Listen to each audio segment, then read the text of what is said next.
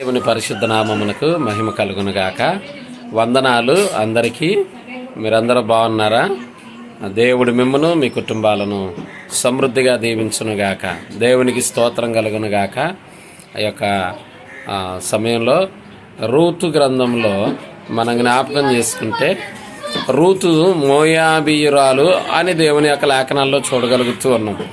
Ruth మరి మోయాబీయురాలు అయినప్పటికీ కూడా నయోమి యొక్క కుటుంబంలో అంటే ఎలీమెలెకు వారి కుటుంబంలో రూతు కోడలుగా ఉన్నట్లుగా మరి దేవుని యొక్క లేఖనాల్లో చూడగలుగుతూ ఉన్నాం. అయితే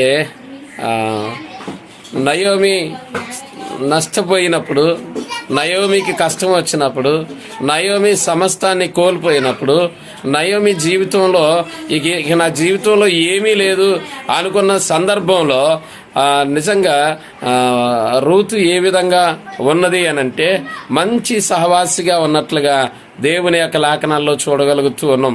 ఈరోజు బంధువులు, స్నేహితులు, నా అనుకున్నవారు కష్టాల్లో మనల్ని వదిలిపెడతారు, కానీ దేవుని యొక్క పిల్లలు, ఆత్మీయులు ఎవరైనా సరే నీ కష్టాన్ని పంచుకున్న వారే నిజమైన ఆత్మీయులు. దేవునికి స్తోత్రం కలుగునుగాక. కాబట్టి రూతు అనే పేరుకి అర్థం ఏంటి అనంటే సహవాసి, మంచి సహవాసి అన్నమాట. ఎప్పుడు మంచి సహవాసి అనంటే నయోమి సమస్తాన్ని కోల్పోయిన తర్వాత, సమస్తాన్ని నష్టపోయిన తర్వాత కూడా నయోమితో తనకున్నటువంటి సహవాసాన్ని కొనసాగించినట్లుగా దేవుని యొక్క లేఖనాల్లో చూడగలుగుతున్నాం.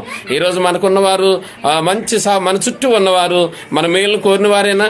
మన కష్టాల్లో, నష్టాల్లో, బాధల్లో ఉన్నప్పుడు మనల్ని ఆదరించి బలపరిచేవారేనా? ఒక్కసారి ఆలోచన చేద్దాం. రూతు వలె మంచి సహవాసం కలిగిన వారిగా ఉందాం. దేవుడు మీ అందరిని దీవించునుగాక. Amen, amen, amen.